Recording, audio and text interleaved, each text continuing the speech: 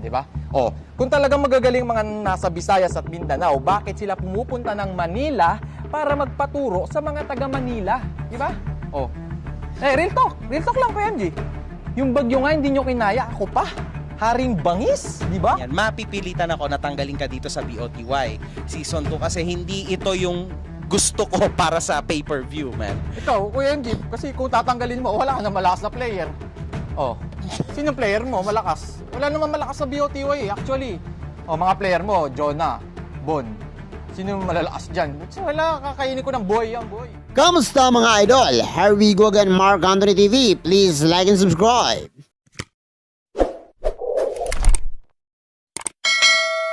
Mga kayabangan ni Jormel Labrador, ang magiging dahilan kung bakit po posibleng mapatalsik itong si Jormel Labrador sa Dahil YouTuber at hindi makapaglaro ngayong December 28. Ito ang ilang ipinahayag ni Idol Makagago at nakadepende pa rin iyon sa management ng TBOY kung papayagan nilang makasali itong si Bangis sa Dahil YouTuber.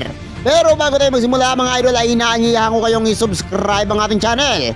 Maraming salamat sa walang sawang suporta. Mabuhay kayo. Sa sobrang lakas ng hype nitong si Jormel Labrador dahil nilalait-lait nito ang taga Visayas at Mindanao keso walang magaling sa taga Visayas at Mindanao pagdating sa basketball.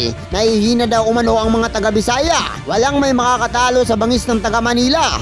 Dahil kung may malakas daw na taga Visayas, bakit daw pumupunta pa ang mga taga Visayas sa Manila para magpaturo? Ito ang ilang ipinahayag ni Jormel Labrador sa interview sa kanya ni Boss MG. Sobrang mainit itong si Jormel Labrador. At kahit sino nga daw ay walang makakatalo sa kanya. Kaya marami ang nag-react sa mga binitawan niyang panglalait nitong si Jormel Labrador sa buong Kabisayaan. Maski ang ating idol na si General Casimero ay napauwi sa Pinas dahil sa kayabangan nitong si Jormel Labrador. Samantala na inis naman itong si Ken Solado ng PBA. At minessage nga itong si Jormel Labrador ng 1v1 kung tunay ngang malakas itong si Haring Bangis. Kahit saan estilo pa daw at laban ay papalagan niya nitong si Ken, itong si Jormel Labrador. Basta wala lang nakatutok na kamera. At hindi naman pumayag itong si Jormel sa ninanais ni Ken Solado. Samantala ay apektado nga ang PBA management sa pinaggagawa nitong si Jormel. At napamessage nga ito kay Boss MG na pagsabihin niya itong bata niya. Kaya naman minabuti ni Boss MG na mag-public apology itong si Jormel. At instead na humingi ng sorry itong si Jormel at magpakumbaba, ito ay mas nag-init at naglabas ng mga maiinit na salita. Samantala ay naisali nga ang Mavs Phenomenal at ang Bagyong Odette sa kanyang kayabangan. Kaya naman hindi mapigilan itong si Boss MG na mailing-iling na lang dahil ayaw naman bumaba ng kayabangan nitong si Jormel Labrador. Kaya naman nabanggit tuloy ni Boss MG na posibleng hindi isali si Jormel Labrador sa Dahil YouTuber dahil sa ginawa niyang panglalait sa mga kabisayaan. Panuurin natin ang video na ito. Kung ano nga ba talaga ang mararamdaman mo habang pinapanood mo ang video na ito. Bakit parang ang init ng ulo mo sa mga Visayas, taga Visayas at Mindanao kahit na may bagyo ngayon? Ano nangyayari sa'yo, man?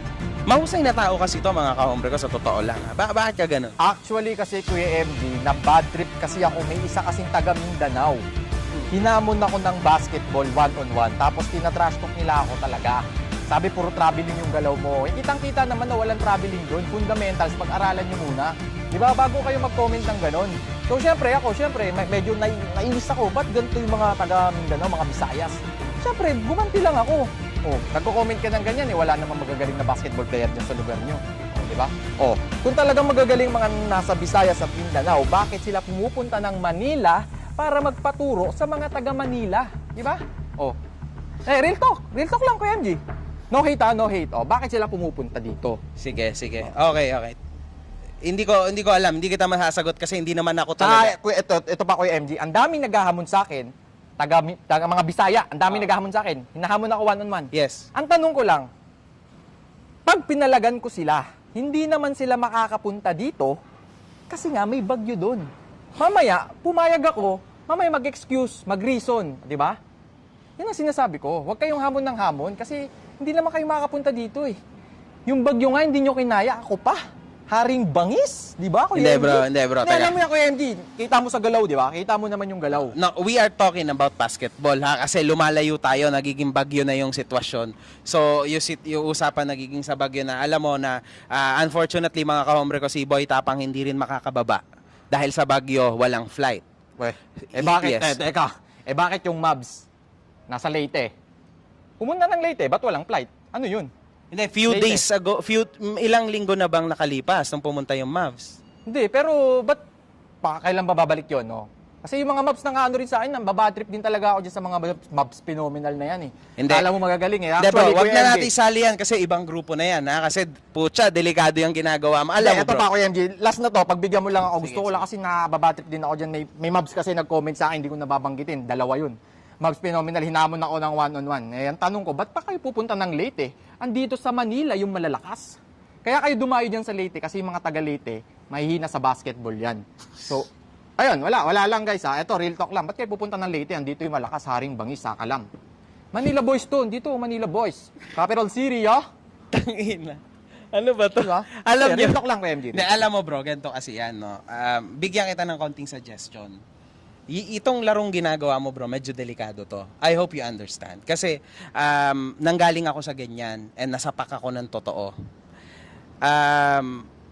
What you see is what you get. Delikado yan.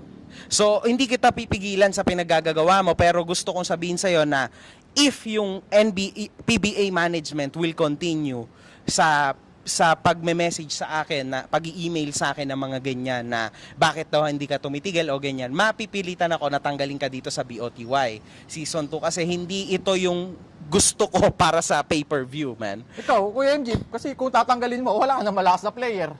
Oh, sinong player mo malakas? Wala naman malakas sa BOTY actually. Oh, mga player mo, Jonah, Bon. Sino malalakas dyan? Wala, kakainin ko ng boy yan, boy. Manila Boys, diba? Ikaw din, kung hindi pag-isipan mo mabuti Hindi, yan. Pero sige. basta ako, hindi ako yung naghamon, ha? Sige. Ang issue natin dito, bro, is gusto ko humingi ka lang sana ng pasensya sa mga taga Visayas at Mindanao. Kasi yung PBA player na yon, bro, nasaktan siya kasi Bisaya siya. Most likely pinagtatanggol niya yung mga kababayan niya kasi sa mga nakakamit nila ngayon na hindi maganda. 'Di ba? Ang gusto ko lang talaga humingi ka ng pasensya. Hindi kita pipilitin, bro, pero yun sana lang. Kasi yun yung hinihingi ng mga tao sa'yo. Sa akin. Lalo na nung management ng PBA, bro. Sige, ayun. Eh di pasensya sa mga nasaktan, 'di ba? Sa mga nasaktan sa mga sinabi ko na walang magaling na basketball player diyan sa lugar nyo, 'di ba? Pasensya na kayo, guys, ha. Pasensya na talaga. Pero kasi para sa akin wala kasi talaga eh. 'Di ba? Kahit anong gawin ko eh, kahit humingi ako ng sorry, lumuda ako sa harap nyo, eh wala akong nakikitang magaling. 'Di ba? Eh yung magaling na sinasabi yung PBA player, hindi nga lumaban sa akin eh. O sino pang lalaban? NBA nakasunod niyan. O, 'di ba? Alam, mahamuni ko si LeBron James, Stephen Curry. Kahit alam natin na galawang ko, ganun. Sana panood nyo mga idol. Isa ka rin ba sa napailing at nainis sa mga pinagsasabi ni Jormel Labrador?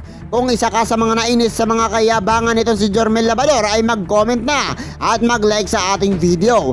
Ano kaya ang pumasok sa kokote nitong si Jormel Labrador at napuno ang kayabangan ng kanyang puso't isipan? Mag-comment lang. At papayag ba kayo na hindi maisali itong si Jormel Labrador sa The Barrel of YouTuber? Kung may pagkakataong makausap si Jormel Labrador, ano naman kaya ang sasabihin mo? Mag-comment lang. At hanggang dito lang tayo mga idol, at kung nagustuhan mo ang video na ito ay inaanyayahan kitang isubscribe ang ating channel. Ako ay nag-upload ng 1 hanggang 2 video araw-araw. At ang susunod na video na i-upload natin ay ang inaantay nyo. Maraming salamat. Goodbye.